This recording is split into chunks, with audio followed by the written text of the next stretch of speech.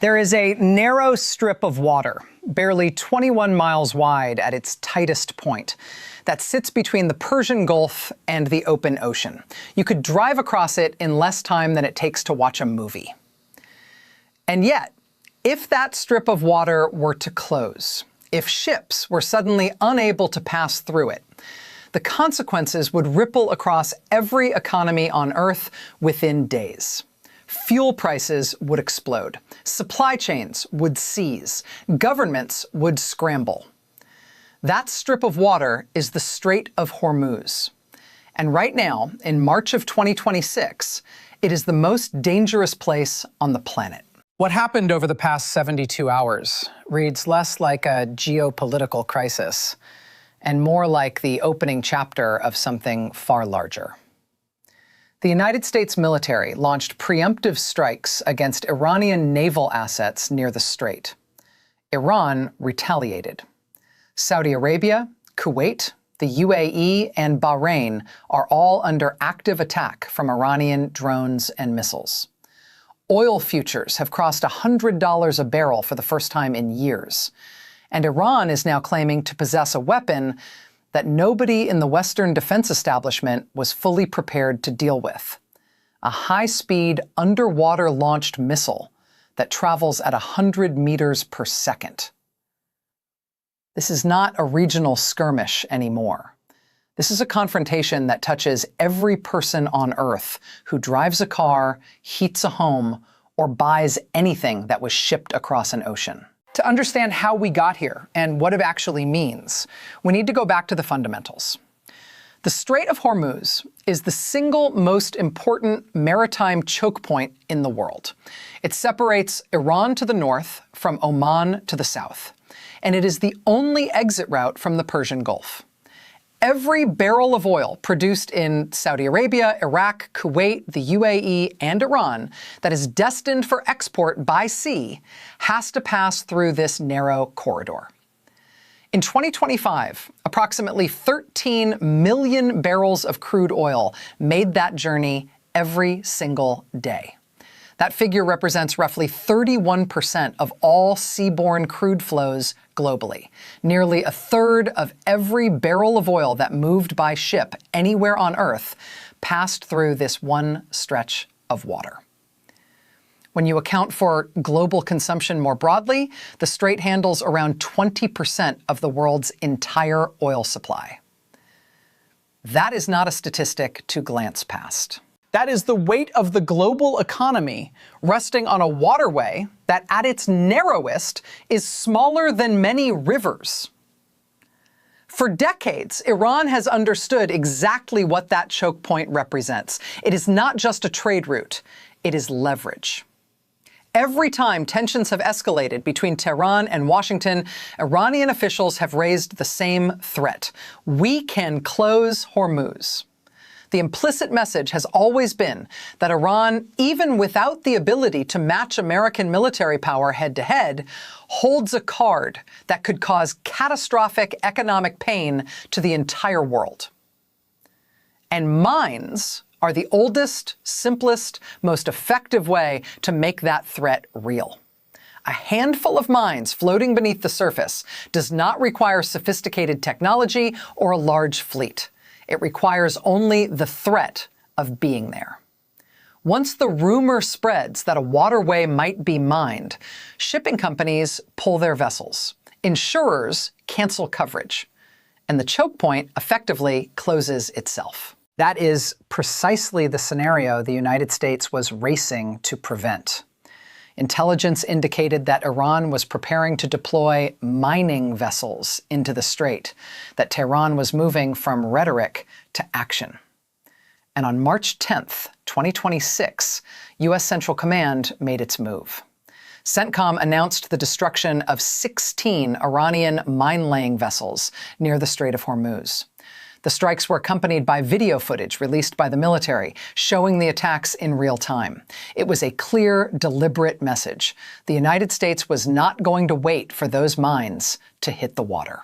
President Trump, in his characteristic style, framed the operation in sweeping terms. He suggested that up to 60 Iranian boats had been struck in a single night, describing it as taking out just about all of Iran's mine-capable ships. He urged oil tankers to continue transiting the strait, projecting confidence that the threat had been neutralized. CENTCOM's official numbers were more measured: 16 confirmed mine layers destroyed. But the broader point was the same. The preemptive strike was designed to degrade Iran's immediate capacity to close the waterway before that capacity could be used. Trump also issued a stark warning. If any mines had already been deployed and were not immediately removed, Iran should expect military consequences of an unprecedented scale. Here is where it gets complicated. Because even as CENTCOM released its footage and Trump delivered his warnings, other reports were already complicating the picture. According to multiple sources tracking the situation closely, Iran still retains over 80% of its small boats and mine-laying vessels. 16 ships is a meaningful number. It is not nothing. But in a fleet of dozens of small, fast-moving craft spread across the Persian Gulf, it is also not decisive. The Iranian naval doctrine around the strait has never depended on a single large vessel or a single concentrated fleet.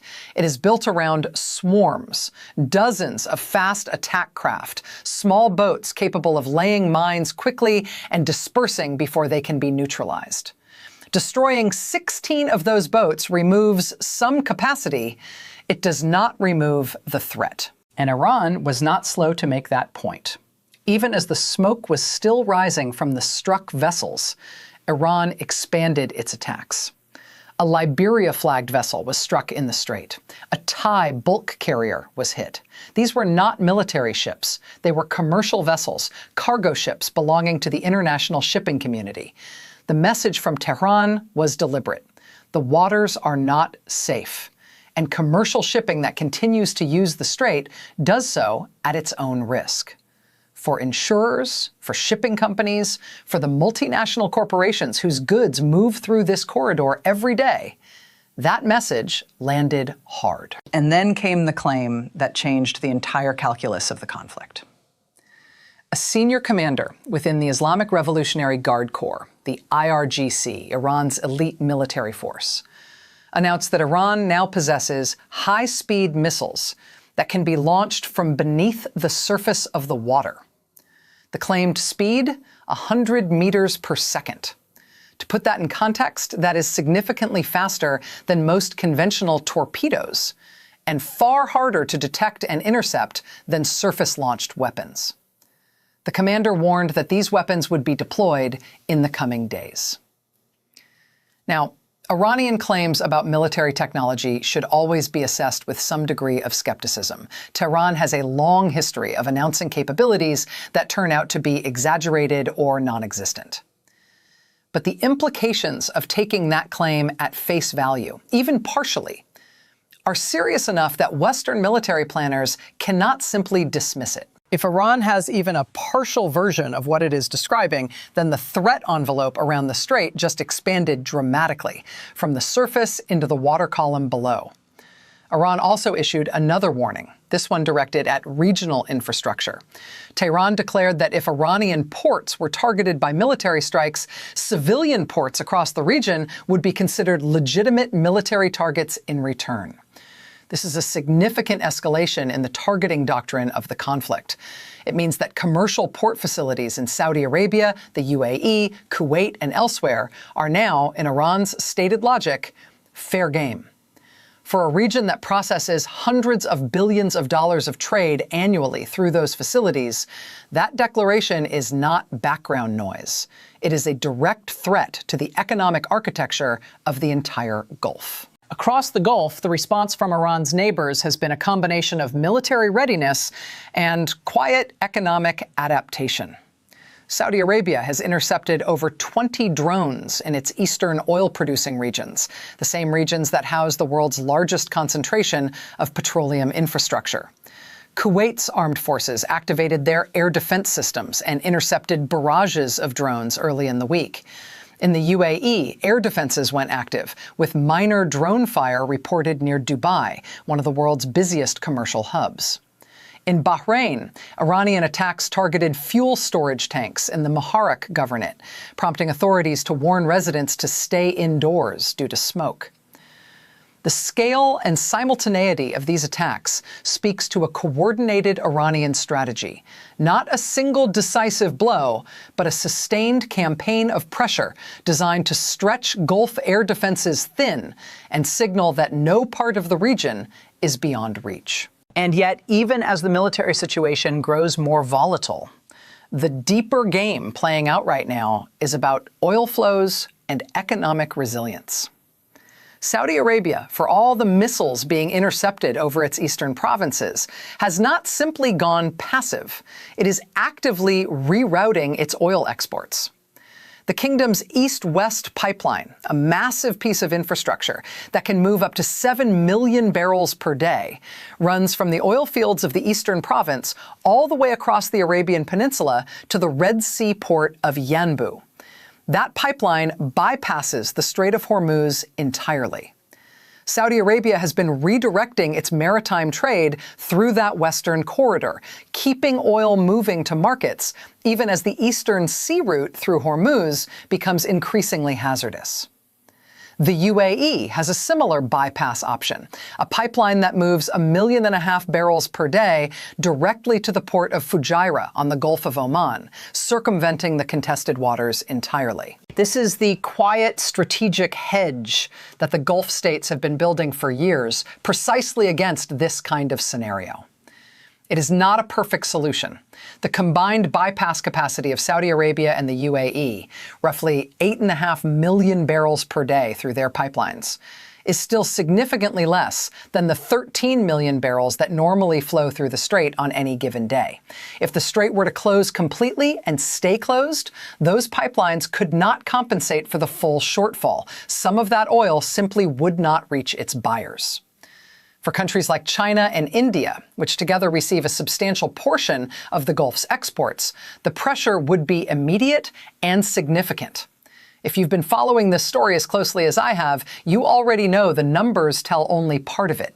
Stay with me, because what comes next is where this situation could spiral in ways most people haven't considered yet. The oil price response has been swift. Futures markets, which are always forward-looking and often reactive to fear as much as to fact, pushed crude above $100 a barrel in the immediate aftermath of the strikes and the Iranian retaliation. That number matters psychologically as much as practically. $100 a barrel is a psychological threshold. It signals to consumers, to governments, to central banks that something serious is happening. In response, the U.S. Energy Department announced a release of 172 million barrels from the Strategic Petroleum Reserve. That is a substantial intervention.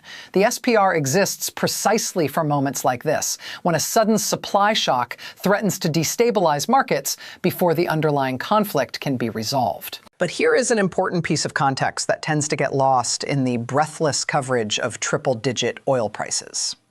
Fitch Ratings, one of the world's major credit rating agencies, has assessed the situation and reached a conclusion that might surprise people. The global oil market entered this crisis in a condition of oversupply. Total global inventories at the end of 2025 were approximately 8.2 billion barrels. That is not a typo. 8 billion barrels of oil sitting in storage facilities around the world. At the rate that the Strait of Hormuz normally processes shipments, that buffer represents more than 400 days of supply.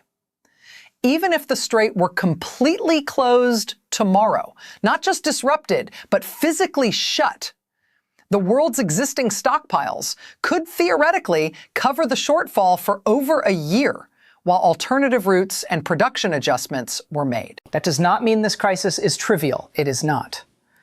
But it does mean that the worst-case scenarios, the ones that involve genuine catastrophic economic collapse in the near term, require not just a closure of the strait, but a sustained closure, one that outlasts the world's reserve capacity and overwhelms every alternative route simultaneously. That is a very different threshold from a disruption that lasts weeks or even a few months.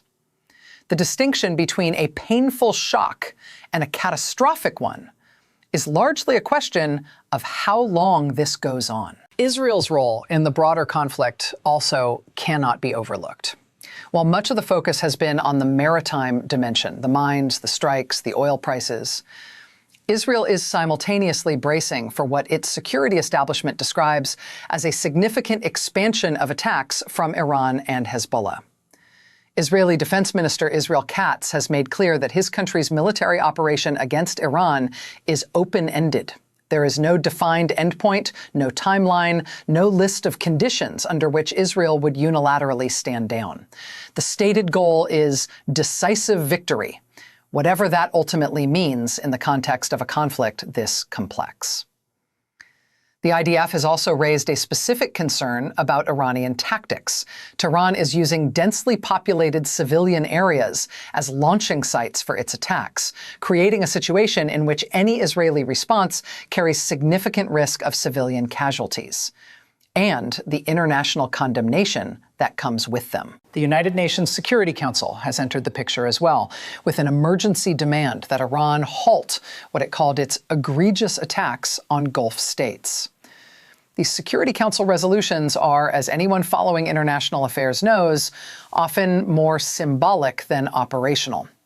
But they do reflect the degree to which this conflict has expanded beyond a bilateral confrontation between the U.S. and Iran into a crisis that the entire international community is now watching with alarm. For shipping companies and the people who insure them, the immediate reality is stark.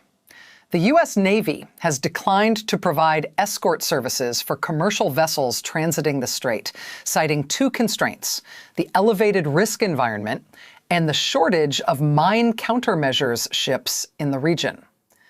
Mine countermeasures vessels, the specialized ships designed to detect and neutralize sea mines, are not a large part of any Navy's fleet. They are slow, they are expensive to operate, and they require significant expertise to deploy effectively. The U.S. simply does not have enough of them positioned in the Gulf right now to provide the kind of systematic mine-clearing operation that would be needed to reopen the strait with confidence. That absence, combined with the Navy's refusal to run escort convoys, has effectively left commercial shipping companies to make their own calculations about whether to transit the strait or route around it. Many are routing around it. War risk insurance premiums for vessels transiting the strait have spiked to levels that make many voyages economically unviable even before a single mine is encountered. Some underwriters have suspended coverage for the region entirely. When the insurance market withdraws, shipping companies cannot operate, regardless of the military situation, because they cannot finance the risk. The economic closure of the strait can therefore happen even without a single mine successfully detonating. The threat alone, combined with the collapse of insurance coverage, is sufficient to halt traffic. What we are watching unfold is a masterclass in how asymmetric leverage works in modern geopolitics. Iran, a country with a fraction of the United States military budget and a navy that could not survive a direct conventional engagement with American forces for more than a few hours, has nonetheless managed to place itself at the center of a global economic crisis. It has done so by targeting the one physical geography that the entire world economy depends on, with weapons, mines, drones, small boats that are cheap, abundant, and genuinely difficult to defend against comprehensively. The U.S. military is not losing this fight in any conventional sense, but it is also not winning in a way that restores normal shipping operations. And the gap between those two things is where the global economy is currently trapped. The coming days will determine a great deal. If the destruction of the 16 mine-laying vessels turns out to have been as decisive as Trump suggested, If Iran's remaining capacity to lay mines in the strait is genuinely degraded, then the immediate threat recedes. The insurance markets slowly normalize, shipping resumes, and Fitch's baseline scenario of oil prices stabilizing around $63 a barrel becomes plausible again. The global inventory cushion absorbs the shock, alternative pipelines carry the overflow, and the crisis becomes a painful episode rather than a transformative one. But if Iran still has the capacity, and by most assessments it does, to resume its mining campaign with the vessels it still possesses, then we are in the moderate scenario at best. Sporadic attacks continue. Commercial shipping avoids the strait when it can and takes extreme risk premiums when it cannot. The Saudi and Emirati pipelines run at maximum capacity but cannot fully compensate for the disruption. Oil prices remain elevated. Insurance costs remain punishing. And the global economy absorbs a slow, grinding tax on every gallon of fuel and every shipped good. For months, not weeks. The worst case, the scenario that Saudi Aramco's CEO has warned would have catastrophic consequences for the global economy, requires Iran to successfully deploy its remaining mine layers and potentially its claimed underwater-launched missiles in a coordinated, sustained campaign that effectively closes the strait for a protracted period. That scenario overwhelms the pipeline bypass capacity, exhausts the strategic reserve releases, and forces a genuine global supply crisis. Nobody in Washington, Riyadh, Abu Dhabi, or Beijing wants to see that scenario unfold. But wanting to avoid something and being able to prevent it are different things. And right now, the ability of anyone to fully control the trajectory of this conflict is unclear. What is clear is this. The Strait of Hormuz has just gone from a theoretical risk factor, something that analysts wrote about in scenarios and policymakers kept in the back of their minds, to an active, real-time crisis. The attacks are happening now. The mines, or the threat of them, are real. The drones are being intercepted over Saudi cities as you read this. The oil is already trading above $100. And a senior Iranian military commander is publicly threatening to deploy a weapon system that the Western naval establishment is not fully equipped to counter. The world has spent decades building an energy system that runs on the assumption that the Strait of Hormuz will remain open. That assumption is now being stress tested in ways it has never been tested before. Whatever happens in the coming weeks, nothing about the global energy landscape will look exactly the same when it is over. The question is not whether this changes things. It already has. The question is how much further this goes, and whether the people making decisions in Washington, Tehran, and Riyadh can find an exit before the cost becomes something none of them can walk back from.